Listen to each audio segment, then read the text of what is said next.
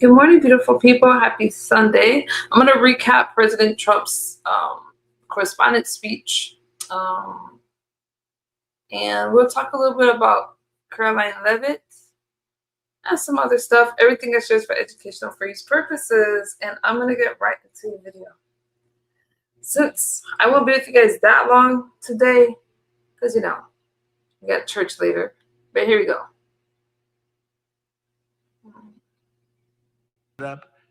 And given the choice between seeing some of the really beat up faces of the UFC, almost everyone chose the people in the UFC. It was between the two of them of the UFC. And what about Bruce Springsteen? What the hell happened to that guy? He looks like hell. I don't care what anyone says. I'm not supposed to say. I'm sure he doesn't like the way I look, but I don't look so bad. But at a recent concert, Bruce, all he did was talk politics. He ought to run for office. That'd be interesting. But all he talked about, he made 4 political speeches in his 3-hour show. The tour has been renamed Bored in the USA.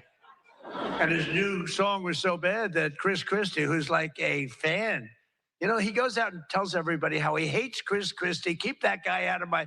And I see Chris Christie there again, high-fiving Bruce Springsteen in the aisle.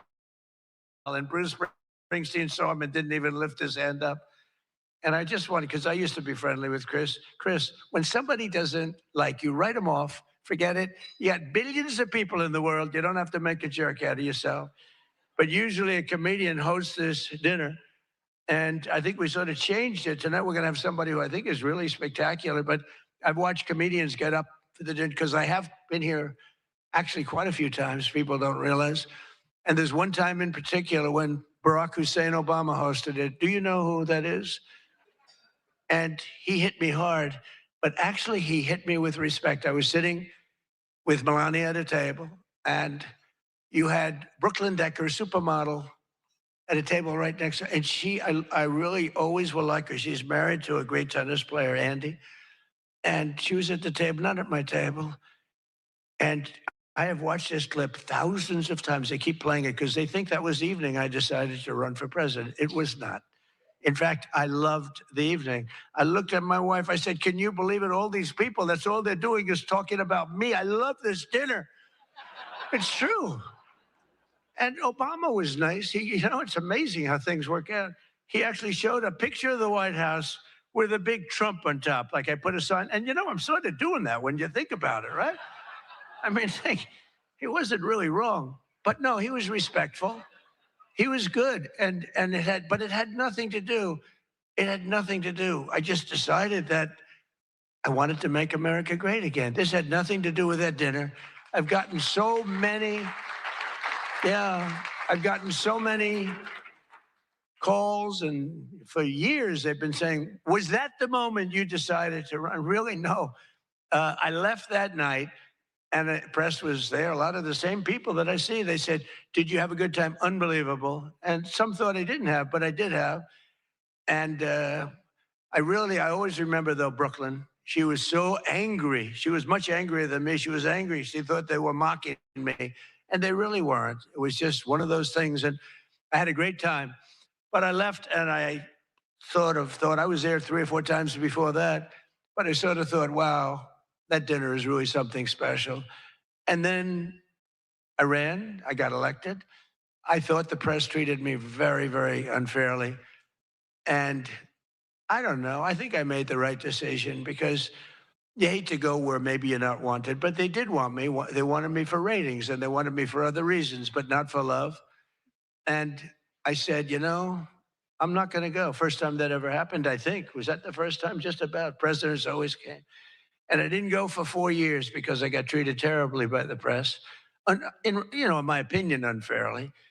I know unfairly because I know the facts, but I got treated unfairly. I didn't go. And this year I was called by your president and your chairman and all of the people, and they said, we'd like to do it. And I say, you know what? With time goes by, time passes, and you sort of look at life a little bit differently. I said, let's do it. And I didn't know it was going to turn out the way it did. It turned out to be the biggest event in the history of your day. That was by far the biggest, right? For all the wrong reasons. But as I said before, a lot was learned from that evening. So much having to do with so many different things, including security. But it's an honor to do it. This is my first. I mean, I've been to it numerous times, but as president, I haven't been here. And I'm glad. And I said, they said, would you do it next year? I said, I will be back next year. Now, if you get really, really nasty, maybe not. I don't know. But we're going to be back next year. And well, Jackie will treat me very bad. But this year, the association decided not to have a comedian, so they considered using Jimmy Kimmel, Jimmy Fallon. These guys, they're terrible. They're terrible. Stephen Colbert. These are people without talent. They get a lot. They have talent. You know who has talent? Their agent, getting them the money they get. They have no talent. But they are not comedians. They're not funny people. They're angry people. They're sick people. But the association really put on a big show, and they have somebody very special. I look forward to seeing him. And so they thought about going with a professional clown for entertainment, but Adam Shifty Schiff was not available. You know, he's known, I called him, I hate some people, you know, I shouldn't say that. I'm supposed to love everybody, but he's a terrible person. He's a liar. And I called him Watermelon Head because he has the largest head I've ever seen with the smallest neck, pencil neck. How does that big, fat, ugly head stand on a little pencil neck? And then I'm told that even Rosie O'Donnell reached out from Ireland. She really wanted to be here in order to honor me. She loves me very much, and she was desperate to come back to the United States and pay her respect to Donald J. Trump. But that didn't work out, unfortunately, because nobody wanted her to come back. But she's one of the greatest sufferers of Trump derangement syndrome. She's a sick young woman, sick older woman, I guess now I have to say. So instead, we're honored to have, for entertainment, the very talented mentalist, Oz Perlman. And everything to everybody, they said, are you going to stay? I said, yeah, I'll stay. I mean, I think I'll stay. What the hell else am I going to do? I've got Iran, I've got this, I've got that, which is all going extremely well. Don't believe the fake news. You know, it's the only thing we were talking before, I said, so we've hit Iran very hard. Their Navy is gone. Their Air Force is gone. 250 jets, no longer. 159 boats, good boats. In fact, I said, why the hell didn't we keep them? We could have used them. But 159, but all at the bottom of the sea. They have no radar. They have very few drones left, despite what you see. And every once in a while, they're going to set some things up, but they don't have much left. And by the way, they are talking to us right now. They'd love to make a deal. I don't think they're ready to. I don't think it's time yet, but I'm willing to listen. But they cannot have a nuclear weapon. We don't want to see Washington, D.C., or any of our cities, or Israel, or frankly, the Middle East destroyed with a nuclear weapon, because I know the power of nuclear weapons. I see it. I get to see it. We're not going to let that happen. So this is all about, we will not let them have a nuclear weapon. And they would use it. They would use it if they had it. But Oz, I do have one question about what happened that time, because he was there. How the hell did you not see that coming? He sees everything. He sees everything. He's telling me about your grandmother and your this. Why the hell didn't you? We got to ask him that question when he gets up here. Why didn't he see that coming? But of course, this evening, it's really all about the fake news media and your handling of prizes and writing and producing and performing made-up stories like the Academy Awards. You know, Academy Awards used to be the epitome of ratings. Outside of the Super Bowl, it got the second most ratings. Now it's down in the dumps. Nobody wants to watch it anymore because they took on Trump. They hit me all night long. They hit me. The winner is so-and-so. I want to talk about Donald Trump. I hate this man. Nobody wants to hear this stuff, right, Peter? Nobody wants to. You ever see the ratings? They used to have 48 million people. Now they have 2 people watching. But they'll learn their lesson. But I want to personally congratulate CNN's Caitlin Collins on receiving her award. It was all about me. It's a fake. She shouldn't get the award. It was a fake, but I didn't mind. I said, Caitlin, congratulations. but it was fake. There's no question about it. But she's a young, attractive woman. She never smiles. I said, Caitlin, do you ever smile? Smile. You have a nice position. You're at CNN fake news. You should be a happy person. So smile, Caitlin, just smile. But we attack, and I thought Caitlin had really made it big with a major new sponsorship. But then I informed her that it wasn't her on the Bud Light can. It was Dylan Mulvaney. And Dylan Mulvaney cost Bud Light $35 billion in market cap. That was the worst commercial ever made, by the way, for those few people that want to hear that. Most people don't care, but I would. I wouldn't want to hire Dylan anytime soon. Think of it, they hired Dylan Mulvaney, and their market cap has gone down by $35 billion. Who wrote that commercial? And then you have writer Josh Dorsey. He also received, he's been killing me for years. No, he's been, and yet tonight he shakes my hand, he hugs me, everything nice. He kills me. Josh is amazing. He writes more stories than any human being. There's nobody that writes more than Josh. He'll write 4 stories about me a day, all different subjects.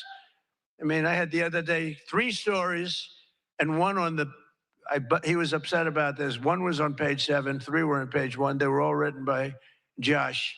But he's hit the big time, and he's a workhorse, and yet he's almost unhirable. You know, he's just one of these guys. Wall Street Journal's lucky to have him, but you really, it's unbelievable. He's almost unhirable. CNN is also here, and I'm very disappointed they didn't bring Fake Tapper because he's had a rough couple of years, Fake Head.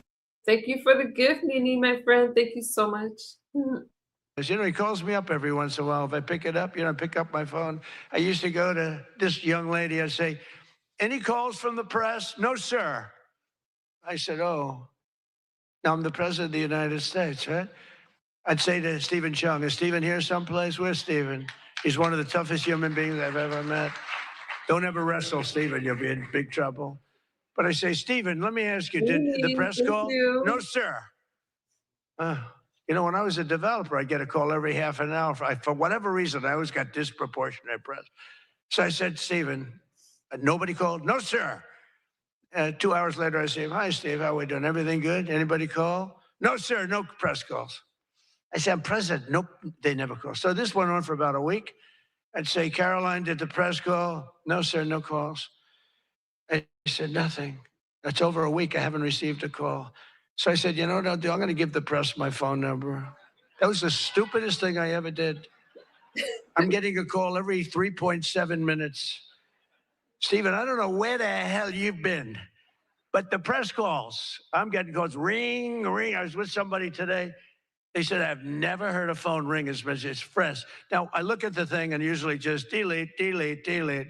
Every once in a while, it'll be one of the people in this room that I like, and I'll pick it up. Like this one right here calls me on occasion, right? She'll call me and says, hello, sir. How are you? We want to talk about some horrible subject, like a horrible, depressing subject. I say, Jackie, I don't want to talk about it. Congratulations, however, on your new marriage. But I don't want to talk about it. But it's true. And people call me now. And so for weeks I go, no calls. And I learned then that both of them, they feel that I'm doing a great job and they feel I'm above it all. And that no person, hundreds of people call no person, is good enough to talk to Trump. And so we don't even bother telling you. That's not the way it works, Karoline. You have to let me know, because sometimes I do like to speak to the press, but now I have the best system I've ever had. It rings, and just so you understand, you're much better at putting your name, because if there's no name, I just can't do that. You know, I pick up every once in a while. Hello, I'm from Reno, Nevada. We're a startup paper. We're calling us the Reno Express. I said, do you believe I'm the president of the United States? Mr. President, could I have your views on Iran? And I just hang up.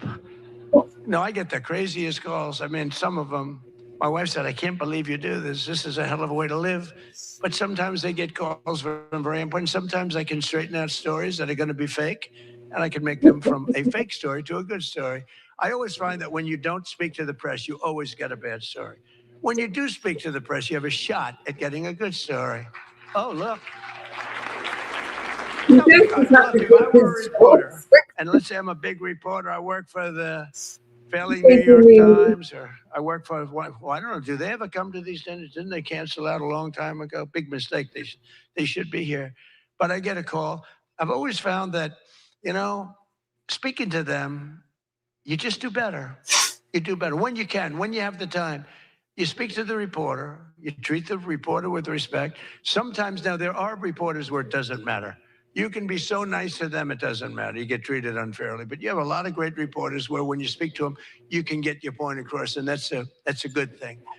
But some people say that Jake Tapper is a great investigative reporter in D.C., and that's why after moderating our debate, it only took him 1 year to break the story that Joe Biden might possibly have suffered from cognitive decline. It took him 1 year. He wrote a book about how great he was mentally, not too good.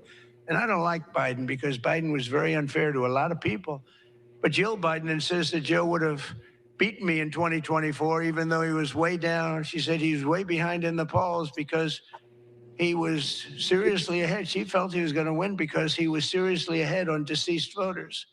He was leading on the deceased crowd, and there were a lot of them. You're finding out there's a lot of them. Look at the numbers that just came out yesterday.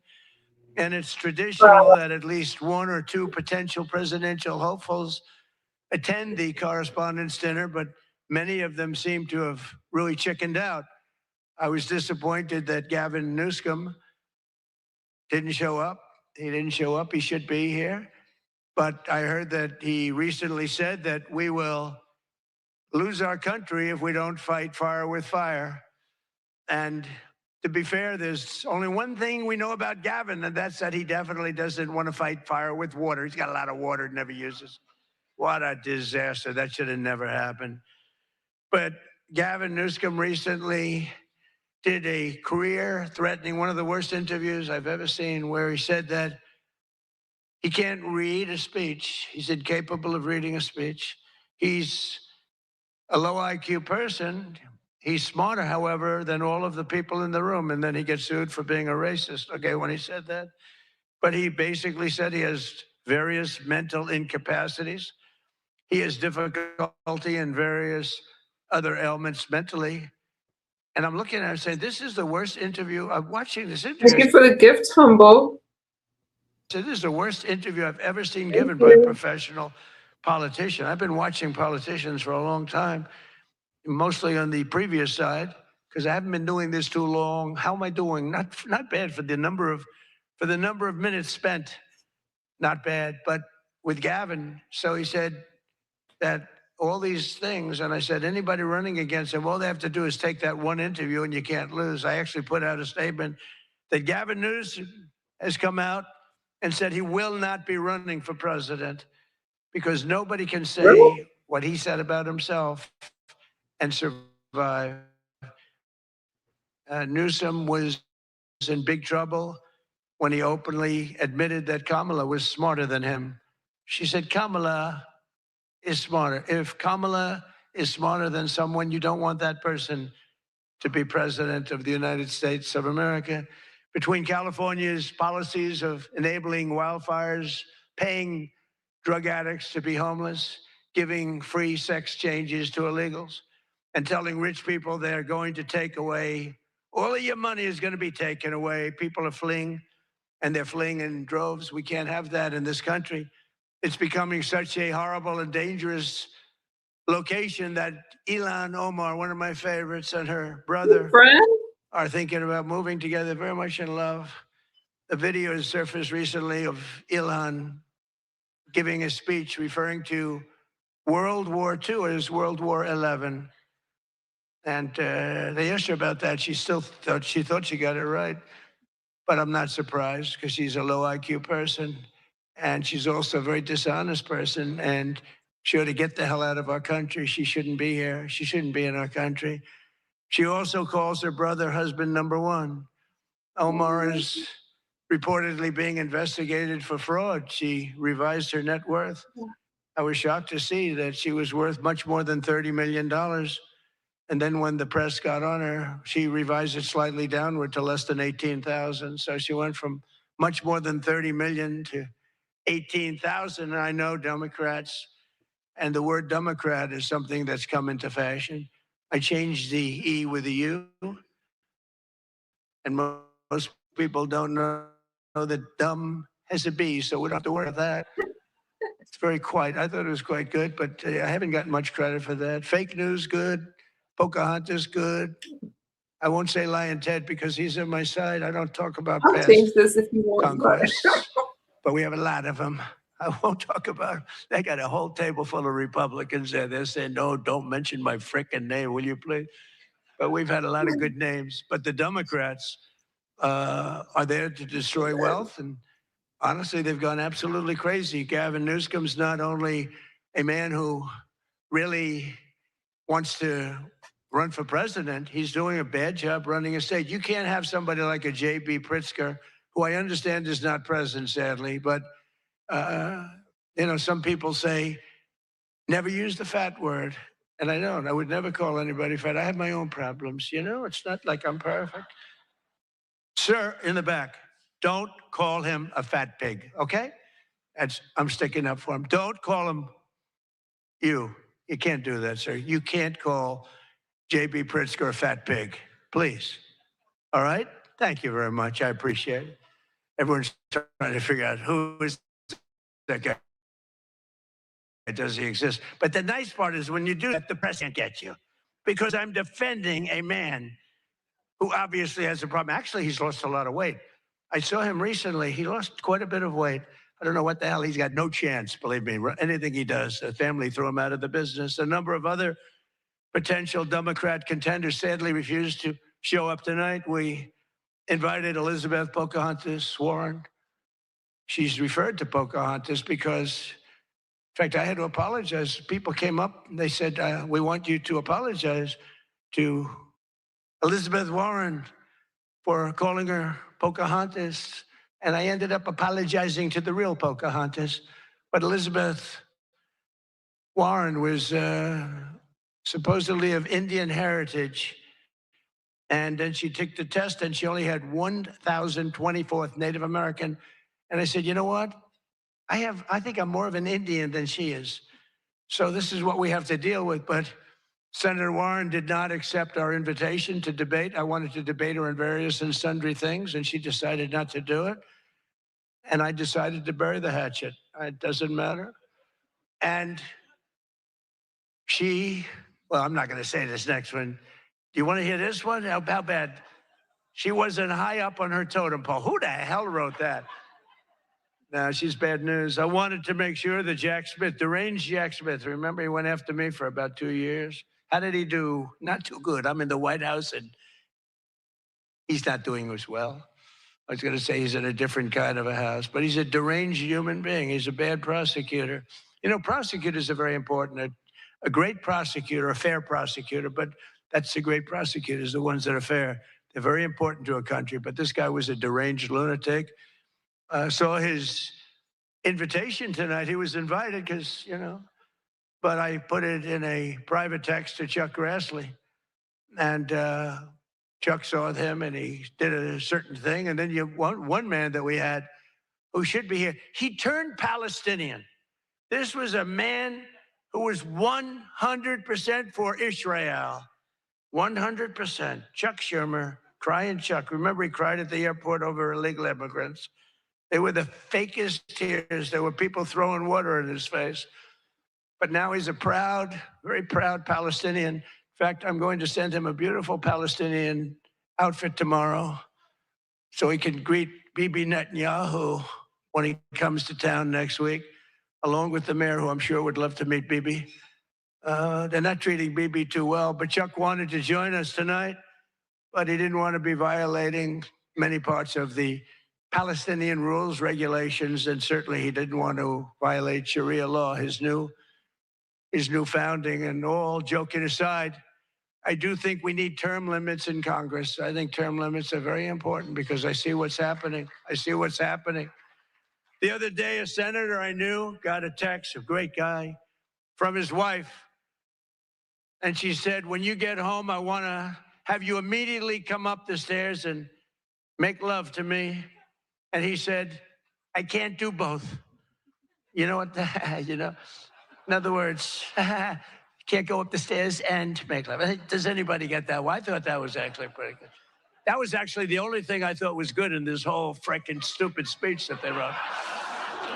That was the only good one, and that went down with not Why do I exactly like great laughter. this? I think, in other words, you can't go up the stairs and make love, too, So we're looking for term limits. Does anybody understand this stuff? But I really do wonder whether the Democrats are trying to lose the midterms. In Maine, they nominated a guy with a Nazi tattoo. But don't worry, Democrats. Word is that Plattner's replacement, he throws bottles at women. This guy throws bottles. This guy's another lunatic, by the way.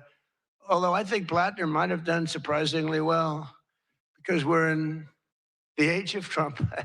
Just call it what you want. People can do well today. Plattner, I don't know. But, people don't have the guts to stick it out, but it looked like he was guilty of a lot of stuff. He certainly didn't defend himself very well. In Texas, the Democrats are running a candidate named James Telefrico, who hates guns, hates oil, hates sex, hates women, and who said he is, quote, a Christian who hates Christianity. Other than that, I think his platform is quite good. And that means that he's not going to do very well against Ken Paxton, who hopefully in Texas is going to win. But Telefrico, he's Alfred. You know what he looks like to me? Alfred E. Newman. Do you remember Alfred E. Newman, Mad Magazine? I said, that guy is Alfred E. Newman. Can't imagine he'd win. While I have all of the press here in one place, I have to say that we're having an amazing load of accomplishments that the media never talks about. For example, under my administration, a once feared and powerful regime that relentlessly attacked America has finally been toppled. Their former leaders have been removed, and they're now being run by a gay dictator facing internal divisions. But I, for one, wish Barry Weiss all the best at CBS News. She's a wonderful woman. Most of the press lives here in Washington, D.C., and you should be thankful for me for what my administration and I have done to make our nation's capital, which was one of the most dangerous and unsafe cities anywhere in the world, one of the safest cities in the United States. Crime is down 88%, and our capital is shining again with 62 monuments, statues, water fountains looking more beautiful. The graffiti's all gone.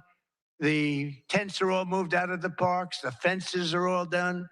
Our capital looks like it's really in good shape. And people coming here, people in the White House, they work in the White House, they all say, young women, young guys walk up. They say, thank you, sir. 2 years ago, we lived in a dangerous city. We lived in a city where 150 people were killed a year. And now we have almost a crime-free city. Our National Guard has done an incredible job, and we've removed over 5,000 career criminals. We removed, there's one stat, I think it's a great stat. It's to me, it's fantastic. 2% of the people create 91% of the crime. That's something you can fix, and we fix it. We moved out over 5,000 career criminals out of Washington, D.C., and we have the greatest capital in the world. Again, it's beautiful, it's thriving, the restaurants are thriving. You couldn't get into a restaurant because they didn't have, all the restaurants were closing. And if you even got in, you felt unsafe. People were getting into Ubers and they were being attacked when they were in an Uber. Not happening anymore. We have tough, smart people, and they have done a fantastic job. Washington, D.C. is safe again. You can't get into a restaurant. The restaurants are opening up. They're opening up all over the city. They can't get, it's the exact opposite. They can't get space. But mostly I've given up on you and the media so that now I just gave up on you, and I'm number one on TikTok. Did you see that I'm number one, Stephen? Is that true? I'm number one on TikTok. I made a video How about can they that. be so bad? 525. Think of this. 425 billion views. Can you believe that, Peter? I mean, let's go, Peter. I gave up on you people. I gave up on traditional press. And it obviously worked because we did win in a landslide. I mean, somebody's got to be saying something good about me. but TikTok, good old TikTok, and I was able to get it sold to a group of very wealthy people, mostly Americans. I was told President Xi, who's a man that I get along with very well, he was a hard no for the sale of TikTok. They all said he's a hard no. I said, well, let's call, put your group together. They put it together, billions, hundreds of billions of dollars. I called up President Xi. I said, President, look, these are American people. They're wonderful people. In fact, one of them happens to own CBS, actually. I mentioned his name. I said, these are wonderful people, and it'll be a good thing. Does it mean anything, President? It's nothing. It's nothing. They love your country. We'd love to see you approve the deal. And he goes, all right. That was it. It was done. And we sold TikTok. And he's a friend of mine. And he's not contributing to problems like other people contribute to problems. So we get along. But we made the deal. But number one on TikTok is Trump. And that's probably why we won. But for all of the trouble that you give me a lot of trouble, a lot of heartache. I hope all of you know that I believe in the free press more than anyone in this room does. Maybe not quite. But that's why I'm proud to be the most open and transparent president in history. They called me that. You know who calls me that? Karoline. That's about it. So would anybody else call me that? I think Peter would call me that. Am I the most transparent? Biden never used to answer your questions. He'd ask Biden 20 questions. He'd never get an answer. Who's the most transparent president, Peter? Who? Who? I look at him. It's the first time he's tongue-tied. I cannot believe it. Oh, he's not going to be happy tomorrow. But you people have no idea how lucky you are. When I'm gone, you're all going to be broke. Your business model is going to be finished. No, it's true. When I'm not around, you're going to be broke. There's not going to be anybody to report on. Nobody gives a damn about anybody else. The New York Times the other day had 5 stories about me. You know, before I got into politics, in my whole life, I had 7 front-page stories. This is years of success. I think 6 were good, 1 was bad. I had 5 stories, 7, 5 good. Yeah, I had a total of 7 stories on the front page of the New York Times. That's not bad. Now I average about 3 or 4 a day, all different topics, all bad, everything bad. But here we are. I mean, here we are. In fact, when I'm finished, I'm going right back to the Oval Office.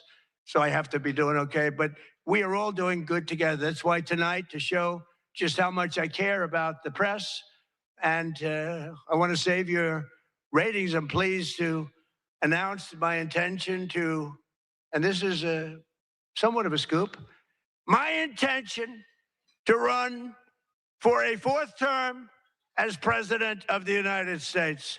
I will be doing that. I will be having an official, in fact, I think I have, yeah. I won 3 times. Now I'm going to do it again. Thank you. I'm going to do it. Should be easy. I'm getting very good at running for president. No, I won 3 times, did very well the 2nd time, by the way. It's a rigged election, but we don't have to talk about it. You know, it's interesting when you come back and you do a good job like we did, and you don't care about it so much, but we do have to tighten up these elections because they really are in seriously bad shape. But on a serious note, I want to say once again, I just want to thank you all.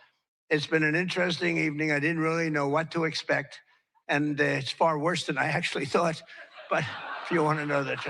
But I didn't know exactly what to expect. And I've made a lot of friends tonight. I've made a lot of good friends tonight, probably made some enemies also. But it's been an experience that is something that we've all shared together, because we're all in this room tonight because most of us went through a period of trauma from just a short while ago. And, you know, some people said they wanted to come, but they were afraid to come, and you people weren't afraid to come. There were a lot of people that said, Jackie, they don't really, you know, they didn't have the courage to come. And we don't want that to happen. And I'm sure it's not going to happen. We're going to do things. Again, I want to thank our law enforcement, keeps us safe.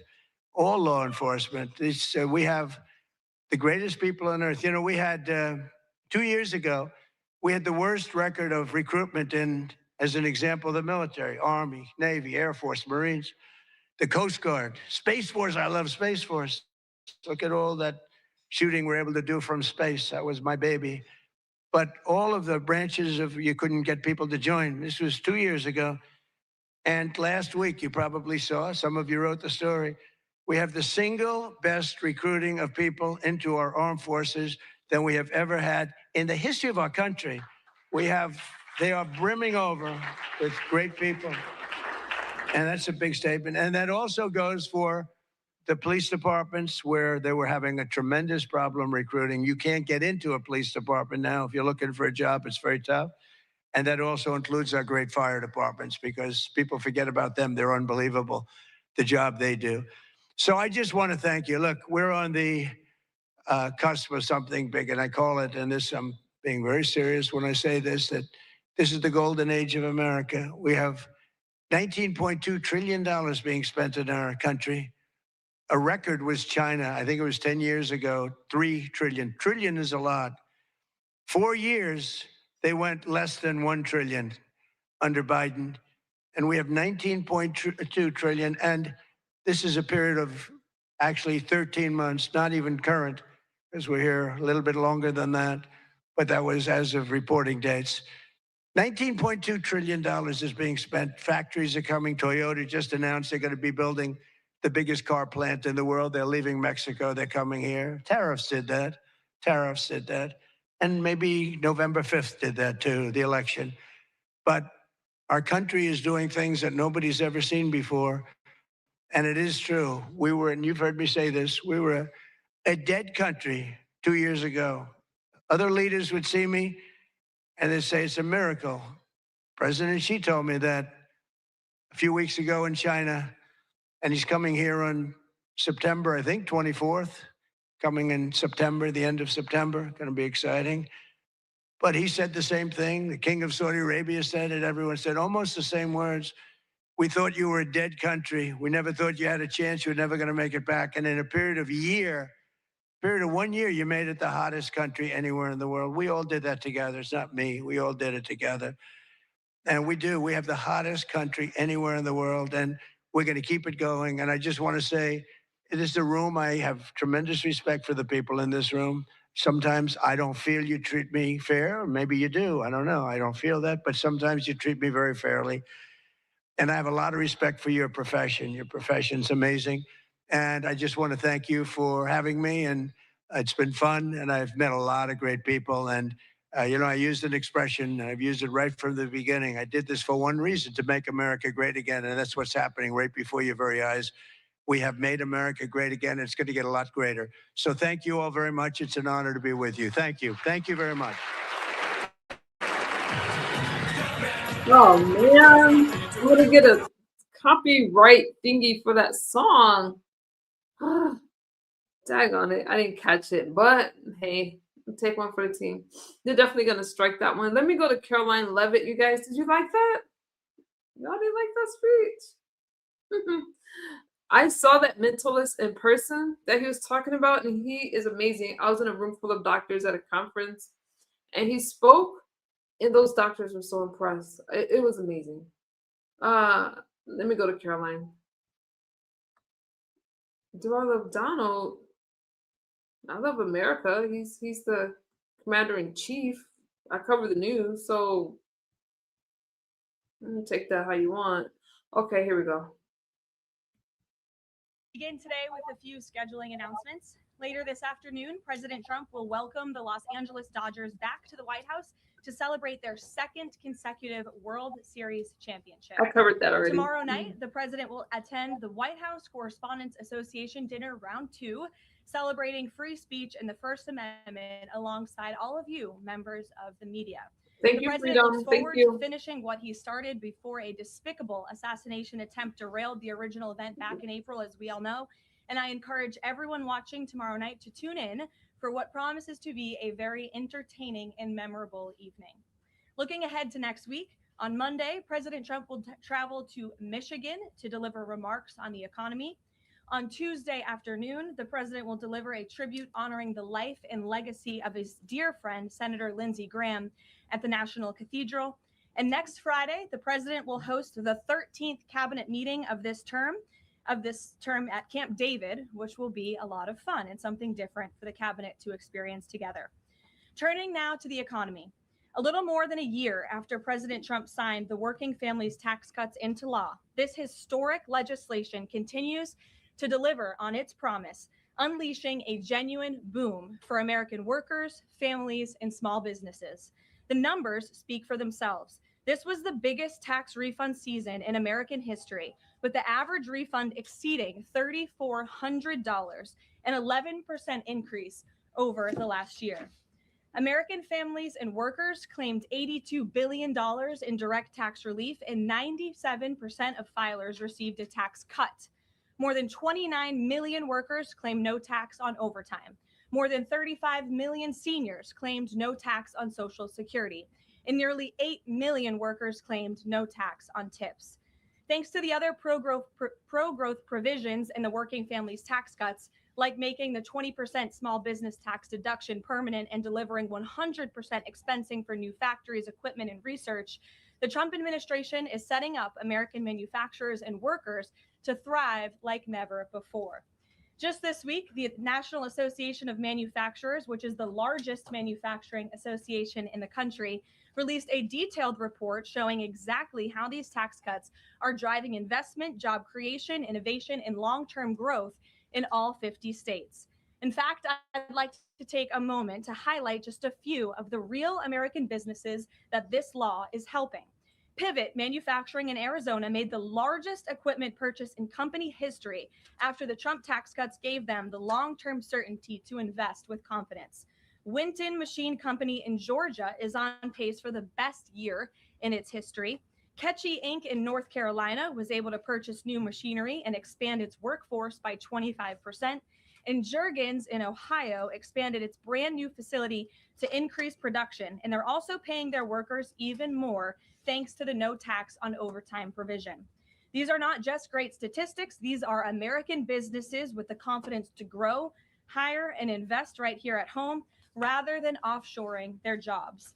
And a business opening or expanding in this country means more opportunity and higher wages for American workers. It means a chance for the American dream for young families, and it means restoring the belief that we can make and build things right here at home. This is what President Trump promised, and it's exactly what he is delivering with the help of Republicans in Congress. Democrats throw around the word affordability a lot, but when they had the chance to vote for the largest middle-class tax cuts in history, they refused. If Democrats got their way, it would have meant the largest tax increase in history, $4 trillion. 90% of Americans would have seen their taxes go up, and it would have been a complete disaster for our economy. That's the Democrat solution to, quote, affordability. It is raising your taxes. So I hope the press will cover more of the massive success stories resulting from the Working Families tax cuts and point out that every single Democrat on Capitol Hill voted against every single common sense provision that put more money back into the pockets of the American people. Finally, on the energy front, after this briefing, President Trump will participate in a historic ratepayer protection pledge event at the EPA headquarters down the street. The president will expand the ratepayer protection pledge to governors, state legislatures, developers, and power providers to ensure that everyone involved in building and powering data centers pays their own way, instead of passing those costs on to hardworking families. The president will be joined by Energy Secretary Chris Wright, EPA Administrator Lee Zeldin, and several governors who have already signed on to this pledge. And it has already proven to be remarkably successful. Nearly 200 additional stakeholders have signed on since it was first announced, including utilities, data center developers, public power authorities, co-ops, and state governors. As a result, the pledge now covers 80% of all the power delivered to American homes and businesses. President Trump's bold leadership is turning data centers from a source of concern into engines of growth and opportunity for communities across this country, all while cementing America's dominance over China in the global AI race. The president is ensuring the American people are never left footing the bill so private companies can benefit. Instead, President Trump is leveraging the data center boom to deliver real, tangible benefits for working families and small businesses. So we have a busy day here. Rest assured, I'll take some questions. And here in our new media seat, we have Cam from Town Hall. Cam, thank you for being here. Why don't you kick us off today? Thank you. Two quick questions. One on Congress. First off, Speaker Mike Johnson passed a continuing resolution earlier this week. John Thune said he wants to work with Democrats to find a way to fund the government. What is the White House's stance on the best way to keep the government funded? Well, the White House's stance is that the government needs to be funded. This president and Republicans on Capitol Hill from both chambers, as you just mentioned, the House and the Senate Republicans want to keep the government open. We want to work together to find ways to do that. And the White House will continue to have discussions with Senate leadership on the best path forward. I don't want to get ahead of those conversations, but the most important thing for the American people to know is that this president and this White House wants the government to remain open, unlike the Democrats in this town who have been acting as obstructionists. We've seen time and time again, they have chosen to block this administration, to block Republicans in Congress from keeping our government open, which does not help anyone, and it especially hurts the American people who depend on our government remaining open so they can access the critical services that our government provides to so many Americans across the country. So these conversations are continuing, but I think I just made the president's position quite clear. Thank you. And then on the Saudi Arabian nuclear deal, what steps is the U.S. taking to get Saudi Arabia to sign the Abraham Accords? Sure. Well, the president himself has spoken on this many times. His Truth Social post this morning, and I will read it for those at home who missed it. The civil nuclear deal, there will be no enrichment of material, an important point being made between the Department of Energy and Saudi Arabia, which pertains only to non-military use. Will be approved, but is totally subject to Saudi Arabia joining the very respected and successful Abraham Accords. The United States is not opposed to civil nuclear facilities, as we all know. Look, this is a condition that the president has spoken about many times with our Gulf and Arab allies. He wants to see these countries sign the Abraham Accord. It was one of the most historic accomplishments of his first term, and it continues to be a long-term goal of his to expand those accords to ultimately come to a place where the Middle East can be a peaceful and stable region. And yes, this deal with Saudi Arabia, the energy deal, is contingent on this condition as far as the president is concerned. So we'll continue to talk with our Saudi counterparts to get the deal finalized and hopefully see them joining the Abraham Accords very soon. Thank you. Gabe. Karoline, thank you. With regards to the Saudi nuclear deal, why was that condition not mentioned yesterday when the Energy Secretary announced it? Well, look, the president is always the final deal maker, as you know, and this is something that he has mentioned on numerous occasions going back. I can provide you with those statements. And he has said if they don't join the Abraham Accords, the deal is off. So we'll continue to have those conversations with our Saudi counterparts moving forward. So the deal is dead if Saudi Arabia doesn't join. And have you any No. indication that Saudi Arabia is even considering this? Again, the president has spoken directly with the Saudis about this in numerous conversations in the past, and the administration will continue to engage in those conversations. Would Saudi Alexandra. Arabia be exempt from international inspections as part of this deal if it moves forward? I don't want to comment on the specifics of the deal as we're still, again, as I just said, talking especially about this very important condition that the president raised this morning. Alexandra. So good to see you now that you're back. You too. So Treasury Secretary Bessent voiced concern this week on China potentially distilling or stealing AI technology from the United States, kind of manipulating it as their own. Anthropic said that the largest distilling attack happened last month. Do you think this will come up when the president meets with President Xi in September? Well, I have had the honor of being part of some of the meetings and discussions between President Trump and President Xi, and I can tell you there is always a wide range of topics that come up. I would imagine this would be something. It's of high importance to the president and of this administration to obviously ensure that America remains dominant in the AI race. And we're obviously tracking the particular situation that you mentioned. I have one more, if you don't Sure. mind. This week, we've seen some major players in Democrat politics voicing or alerting really on how much influence socialism, communism has had now on kind of mainstream Democrat politics. Is there any chance that the president would be interested or is considering working with left of center Democrats to push back on this?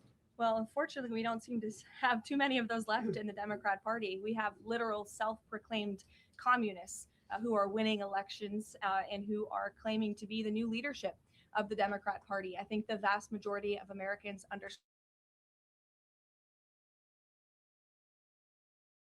look at countries all over this world. As an example, Cuba right now is a country that is about to be a failed state because of the communist policies of the past several decades. Communism should never be allowed to lead this country, and the president obviously is strictly opposed to it and all the dangers that it reaps. We've seen it happen across the world. Meredith. Just to continue on the Saudi nuclear deal, do the Saudis agree with this interpretation since it wasn't part of the initial agreement? And has the president talked to MBS since this new condition?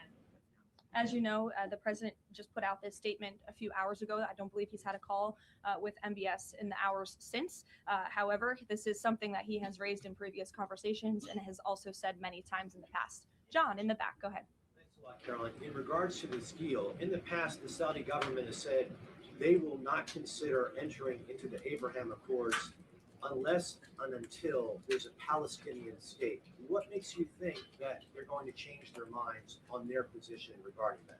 Again, I won't get ahead of the president's conversations, but this is something that he feels very strongly about and has spoken about it in the past and will continue to uphold. Can I ask you one other question? Sure. Just playing devil's advocate, why does Saudi Arabia get a civilian nuclear deal, but Iran doesn't get a civilian nuclear deal? Well, again, this agreement is still being worked out.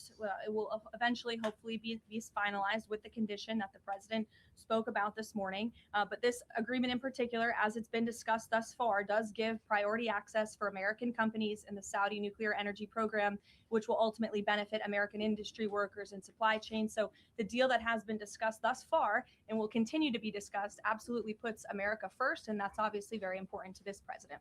Ed. Thanks, Caroline. So Friday, the Section 122, the 10% global tariff goes away. Is the president going to ask Congress for an extension, or what's next? Well, I know the USTR, our great Jameson Greer, trade representative, will be having an announcement on that very soon, later today. I don't want to get ahead of him, so I would just tell you to stay tuned for more details. Okay, and then one more on the president's going to have some big utility companies at this event later on today.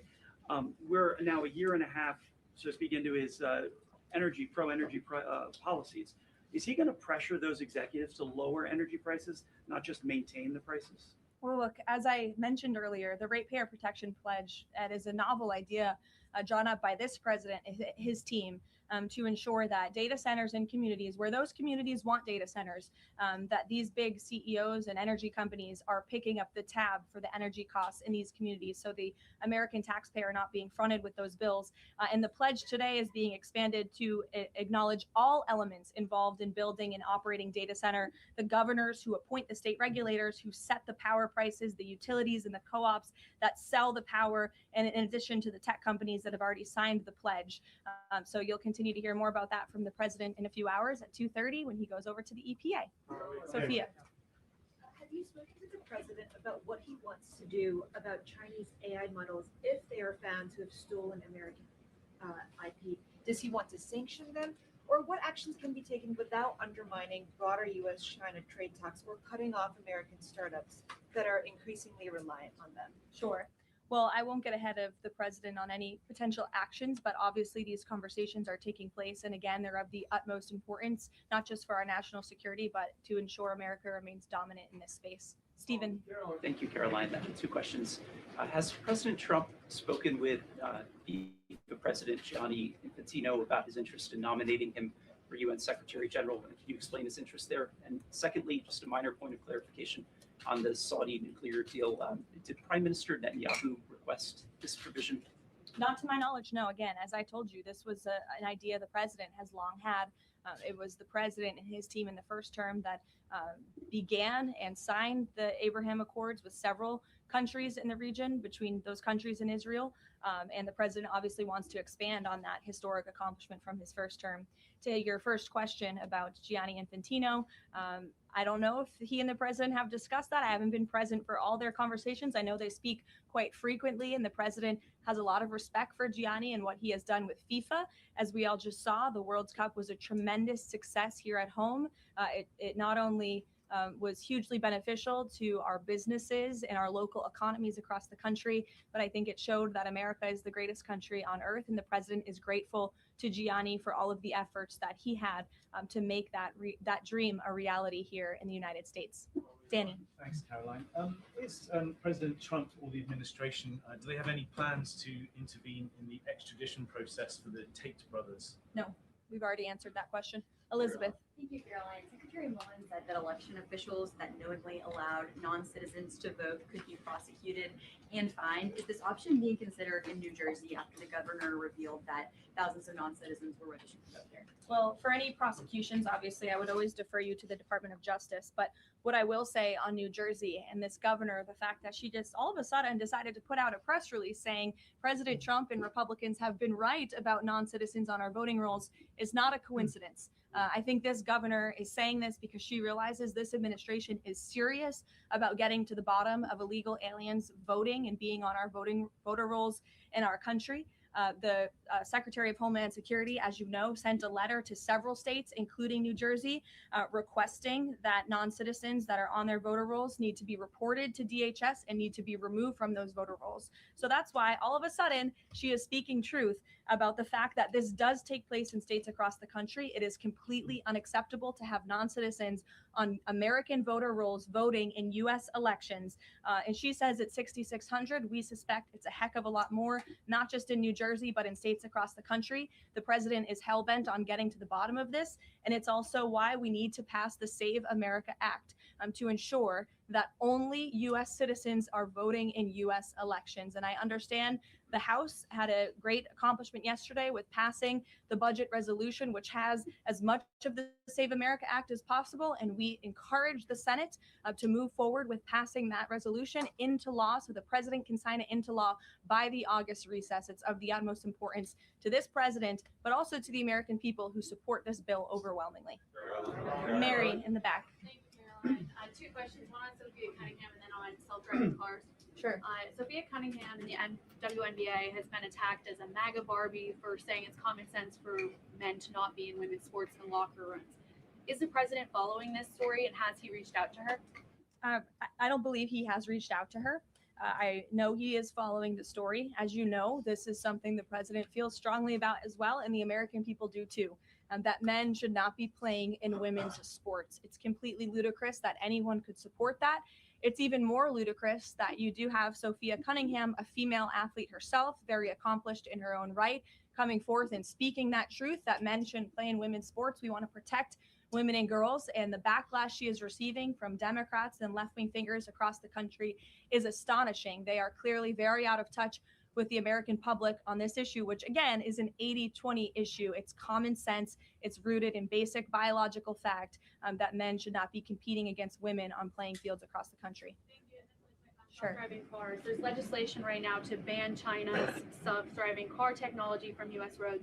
Does the White House have a position on this? And broadly, how does the president feel about self-driving cars himself? Well, you know, the president did have a red Tesla here at the White House for quite some time, so he's a supporter of them. I know he's purchased some self-driving cars for his family members, his grandchildren, so I think he supports them and Americans who want to drive them. But with that said, I don't know about the specific legislation. I will check in with our Legislative Affairs Office and we'll get you a statement on that. Reagan. One question for you on Thune and then one on Darlene Graham. The president seemed yesterday frustrated with Leader Thune when he was speaking in Georgia. Is his patience running out with Leader Thune? And then the president recently endorsed Darlene Graham right after her appointment to Senate. What caused him to endorse her so quickly? The president met with Darlene and thought she will be a great representative for the great people of South Carolina and will carry on her brother's legacy of public service in that beautiful state. So the president is fully supportive of Darlene in her honorable decision to run and again to continue her brother's legacy. With respect to your first question on, remind me? And if his Yes. patience is running out. Look, the president spoke about this directly yesterday. His patience is running out. He wants to see as much of the Save America passed as possible by the August recess. He knows that's what the American people want to see passed. He was just traveling on the road yesterday, spoke about this, and there was a very loud applause from the people in the audience, the everyday Americans, because voter ID is common sense. They want proof of citizenship in our elections, and the president feels very strongly about that. And I would just add, you know, the American people elected overwhelmingly Republicans to lead not just this White House, but also the House and the Senate. The House did its job. The Senate needs to do its job too. I know it's a brief briefing today, but you're going to hear from the president directly twice today at 2:30 and also at 4:30. And we will see you all tomorrow night at the Correspondents' Dinner. Thanks, guys.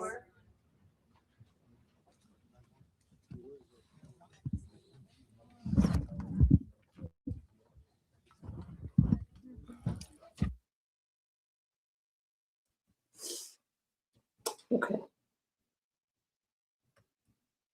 Are you guys doing okay in the chat? Y'all quiet tonight. That's okay. I won't be with you too much longer, really, because I have church in the morning, but here we go. You guys doing all right? Oh, shoot. I think I don't know what I just did. Hang on. I had my video ready and then I got rid of it. Hang on for a second. Yeah.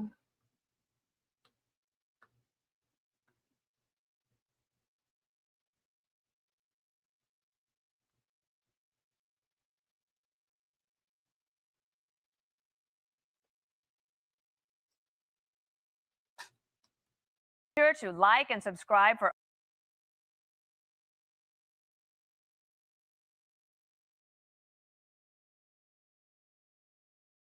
We'll be later tonight. Granite, what I miss? Okay, hang on, you guys. We're almost done. Are we still friends? You guys. That's okay.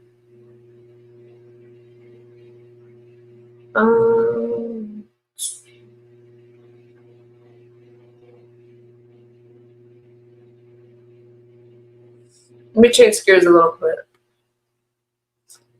This story, I don't know, a lot of you are following and watching, so I'm just going to give you a little clip of it, even though I didn't talk about it as much as a lot of other people. I'll give it to you anyway. Welcome back. The FBI is investigating threats against the people who are with Nolan Wells in the hour.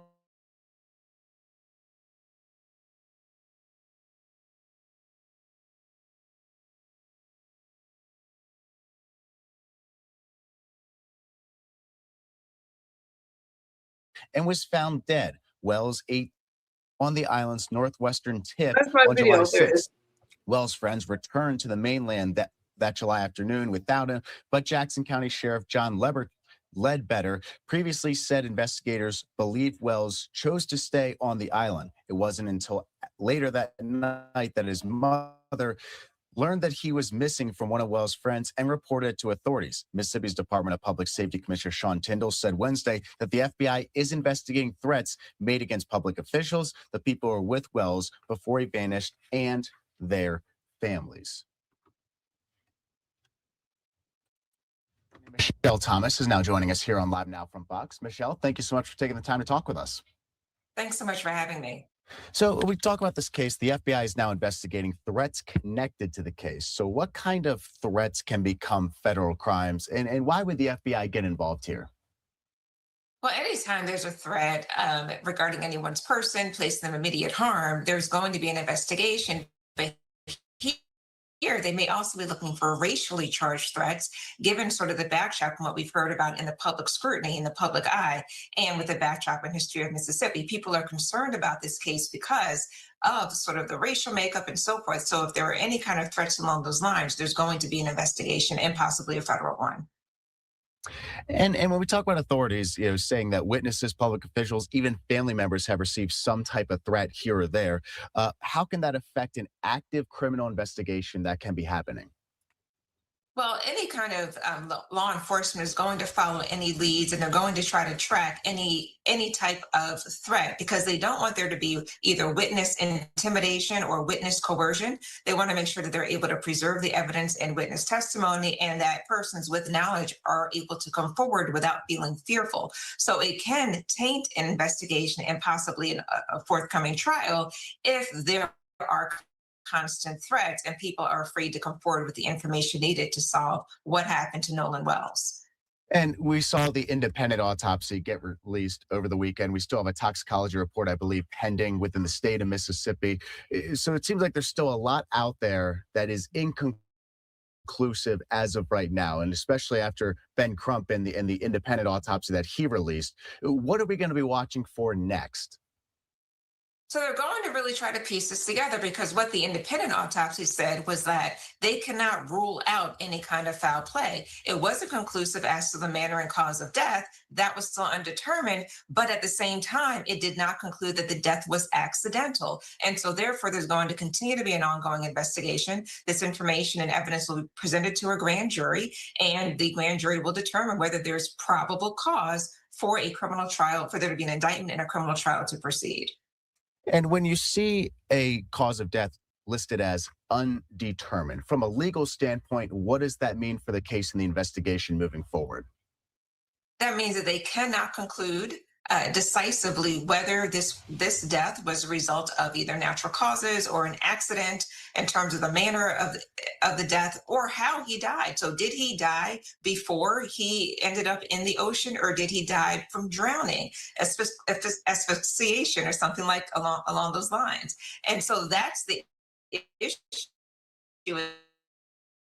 Is what Ben Crump and the family want to know is, what was the condition and state of Nolan Wells at the time that he was ultimately ended up in the water? Was he alive or was he already deceased?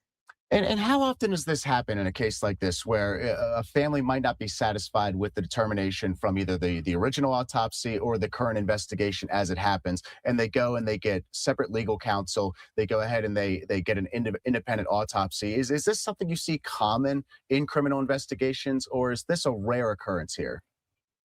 It's reasonably common, but it's really a case by case basis. Here, it just the facts really didn't make sense. The family was saying that Nolan Wells was a good swimmer. He was athletic. He wasn't one to just sort of go into the water or drift off by himself. And no one seemed to know anything. The witness sort of recounts of what occurred were inconsistent. And so when you have those types of things here, that raises a suspicion of foul play. And then there's going to be some sort of independent investigation or autopsy. So whenever the facts don't quite align and the circumstances are suspicious, then you're likely to see independent private autopsies occur. All right, Michelle, final word. Anything you want to add before we let you go? Well, this is still an investigation. So while the family deserves answers, the community deserves answers, this case is being tried in the court of public opinion, but we have to be careful to wait for the evidence and make sure that the evidence is presented, there's an indictment, and that the actual justice system plays out, and that those who are accountable, if any, should be held accountable. And I think it is actually got another follow up from that, because it is, and you saw Reverend Al Sharpton say that last week too, which is, hey, let's not rush to conclusion. We have to let the process play out here. But in the age of social media, when there's so much misinformation that's online, there's a lot of passion that's online, and there are a lot of people who put stuff out there that isn't true that's online too. What kind of problems does that create in a case like this when it is so high profile? Well, it's social media along with artificial intelligence, because we've seen posts on social media showing depictions of Nolan Wells present and alive with a group of friends. We don't know whether those are real or not real. And so social media is essentially filling in the gaps for all of these unknown answer or questions that we have. However, we can't really judge the credibility or veracity of what we see on social media. So the jurors, whoever is ultimately selected, if there's a trial, they need to ensure that they haven't been tainted by all of the misinformation out there on social media. Absolutely. Michelle Thomas, trial attorney, thank you so much for your time here on Live Now from Fox, and we'll have you back on in the near future. Thank you. Thank you for having me.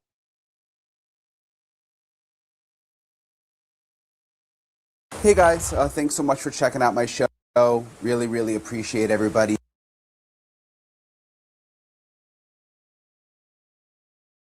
Let me give you guys one more. It's almost 5 o'clock in the morning. So I'll give you one more and then I'll bid you guys good night. Okay. Or good morning, actually, because it's morning time.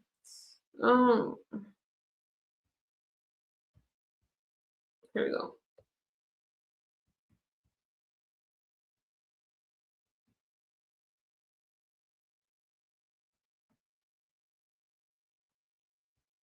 Right, Doc.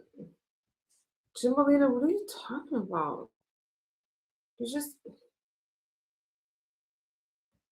carry on. I was on Jesse, so I stayed up and watched the whole thing, and it was exactly as Karoline Leavitt said. It would be unifying, which is how he started, and then it was vicious.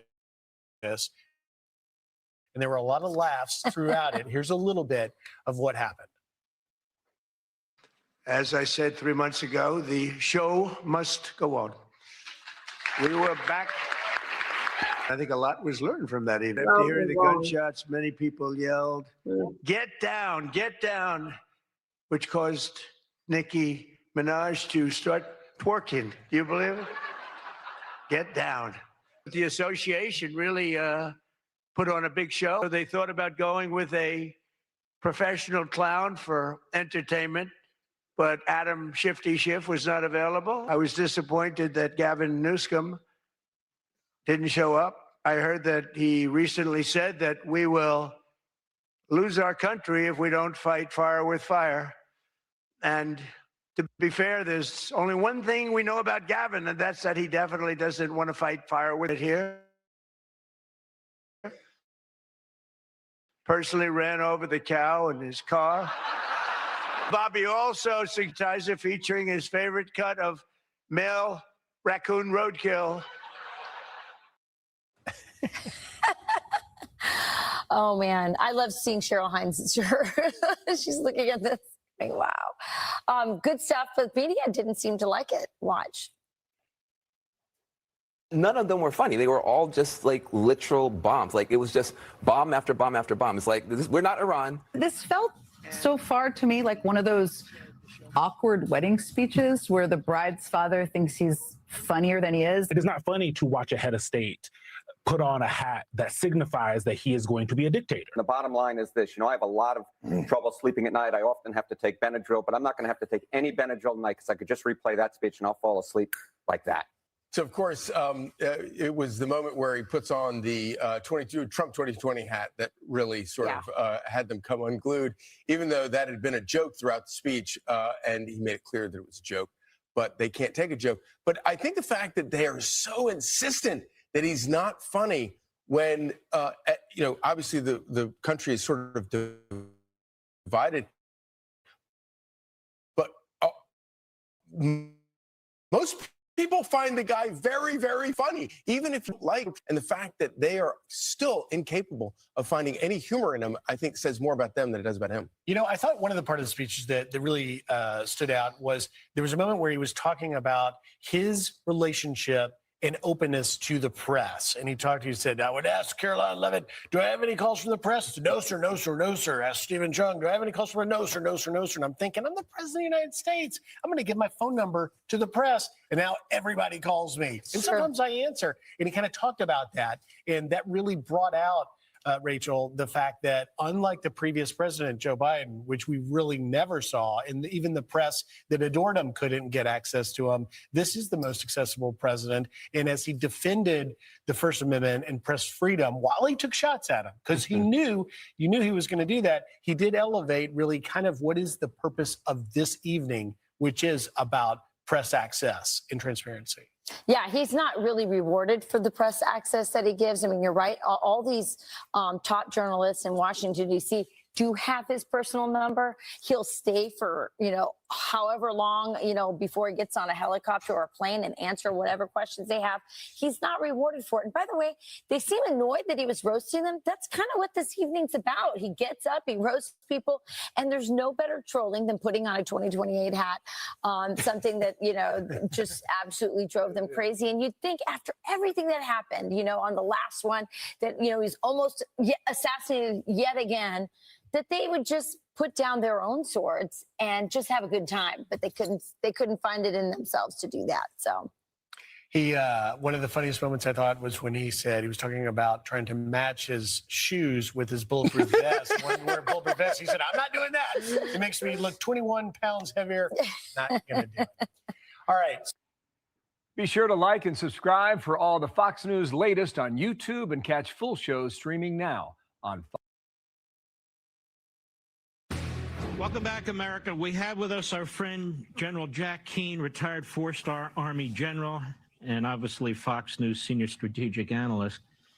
And we're going to spend the entire hour with Jack because I think it's absolutely worth it. And of course, we're going to focus on Iran here, General. Three things, it seems to me, are our objectives, maybe two. One of them's my objectives, for whatever it's worth. That is to keep the Strait of Hormuz open. That is to make sure they never have a nuclear weapon. And then the third point that we've discussed before, defeat the regime.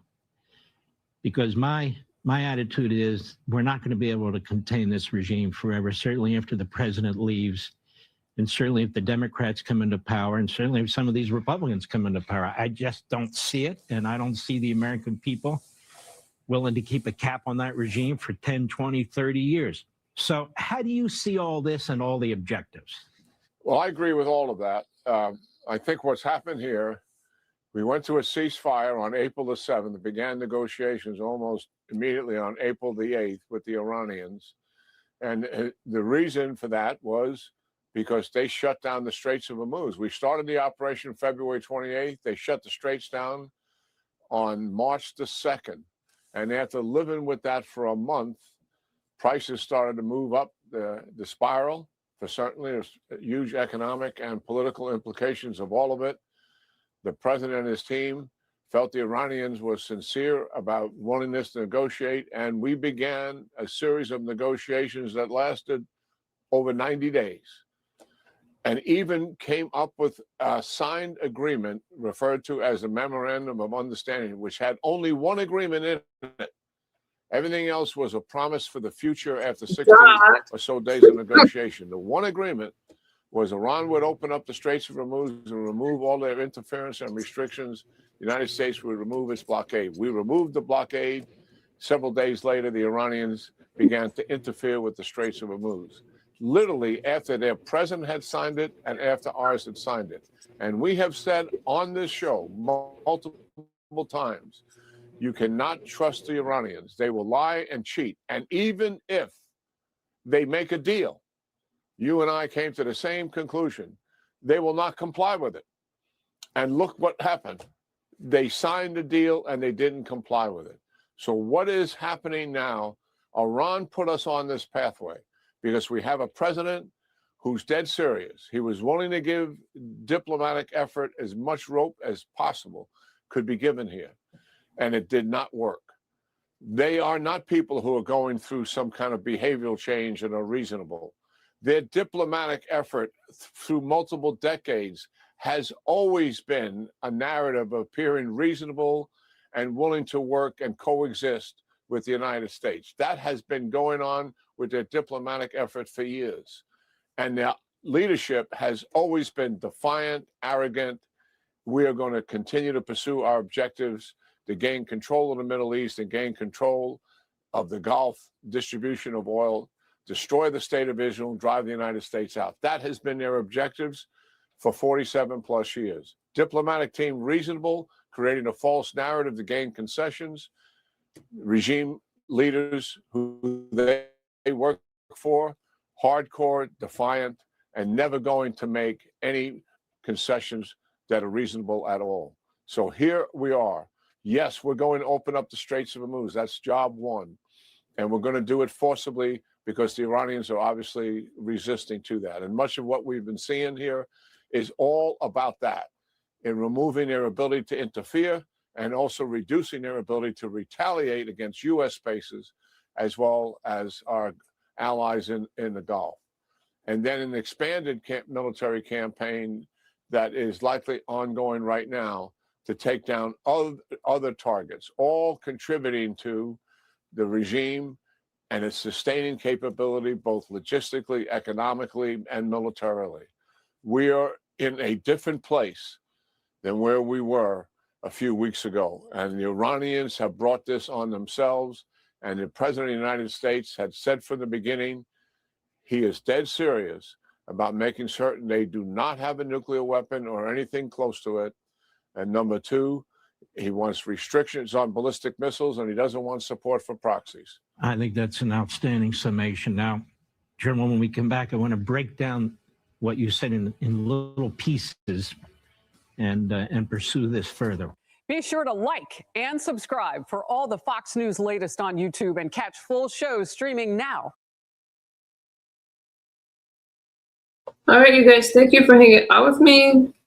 I'm gonna continue to pray for the country and pray for all of you. You guys are really cutting up in the chat. Thank you guys for supporting my stream. If you want to communicate with me, leave me a comment under my community wall. I respond to all of my comments if I see them. I usually do. Or if you have something you want me to talk about, Jimbalina, Rhino, Republican in name only. What are you talking about? Budweiser says, stupid liberals. Let me read some of your comments before I go. Use the term unalive. Not too picky about that. Thank you. The Nazis, just socialists or capitalists, are just fascists. They were following. Oh. Trump is not orange. Okay. Thank you for blessing. Oh, Doc, you're so sweet. Why what, Jimbalina? Thank you, Bud. I appreciate you guys. You guys cut up in the chat. This is not a MAGA channel. We cover the news and what's going on in the world. You know, I don't care if you're left-leaning or right-leaning or the other ones, just whatever. You are what you are. We shouldn't be so divided, okay? Definitely love conservatives. All right? But you are who you are. And I am who I am. Claude, go to bed. Go away. Better to be a Yara. What are you talking about? Why can't I use the word for what it is, Jimbalina? Well, I noticed that people that call other people idiots are usually wrong, and they're usually the idiots themselves. No pun intended. All right, you guys. Y'all are beautiful. Claude, I don't want to be mean to you, but I got, you know, we got to keep rolling. I'll see you guys later. Talk to you. Oh, did you see my comment? Oh, he's talking to Yara. I admitted I was wrong. Oh, it's okay, Jimbalina, but you called that person an idiot, though. Why do y'all got to use names when you guys are trying to make your point? Attack policies, not people, okay? I get so many people calling me an idiot in my comment section, so, you know, I might call that out a little bit when all I do is talk about the news and what's going on in the world. And Donald Trump. Why do I talk about Donald Trump? Because he's the president. He's my president, and he's your president if you're in the United States. And he is a world leader. So what do you want me to do? Are we still friends? Yeah, what's good, homie Joe? What's good? America first. And I feel the need. I didn't always talk about politics, you guys, but I got tired of Republicans being called racists, Nazis, fascists, and all those other ridiculous terms that people decided to come up with. And I said, we're going to talk about politics over here. And that's what we do. I'll talk to you guys. He's not my president. See, Jimbalina, you just want to argue. I just said if you're in the United States. Are you in the United States? But I'm going to be nice to you because you do show up and show out. I just said if you are in the United States, Donald Trump is your president. We have that in common. Joe, Trump is okay, then he's not your president, Jimbalina. You're absolutely correct. He's a joke of a president. He does have a great sense of humor. Joe Donovan, Donald Trump is a great president. I love seeing, you know how many people share my videos to talk crap? Thank you guys for sharing my videos, regardless of what you say, because there are a lot of people that agree with me, and there's a lot of people that love this country. And it doesn't really matter it does matter who's in office. Vote for your local representatives, participate, and conservatives, get out there and vote. Midterms are coming up. It's going to be a really important one, and we're going strong. There's a lot of hate out there for conservative thinkers. I'm watching the Tyler Robinson trial, and you can see some of the things that people say about Charlie Kirk and other people that are conservative thinkers that are more traditional, that believe in doing what's right for the country, like protecting our borders, making sure that Americans are put first in this country because other countries put their citizens first. So there's a lot of us that still believe in that. We do not want men playing in women's sports. That's it. I see you guys. I see you guys on my community wall already, or in my DMs from Instagram. Rock out. Rock out. Good morning, truth be told. We need to impeach. Thank you, Sound Taste Life. So, I don't care what color or nationality you are, but there's a lot of brown people that are conservatives. All right. And a lot of us are tired of the race card being thrown around, and I feel the need to talk about stuff like that. I used to talk about these things before Donald Trump was in office. Once Donald Trump got into office, I started getting kicked off of panels. People started to just really just dog me out, right? And so I said, you know what? I'm going to open up my platform and other people that are like-minded, or even if you're not like-minded, as long as you're respectful, we can come here and speak about the things that's happening in this world. And that's just what we do over here, all right? Thank you, Sound Taste Life. So I'm going to let you guys go. That's right, Bingo. I would talk to you guys. Hey, brother-in-law. Good morning. Good morning. I have to get ready for church, you guys. So I will talk to you guys later. Be safe out there. Stay cool. It's 110 degrees in Palm Springs. I live in the desert. So praying for you guys, praying for America, and I'll talk to you guys later. Bye-bye. Thank you for hanging out with me.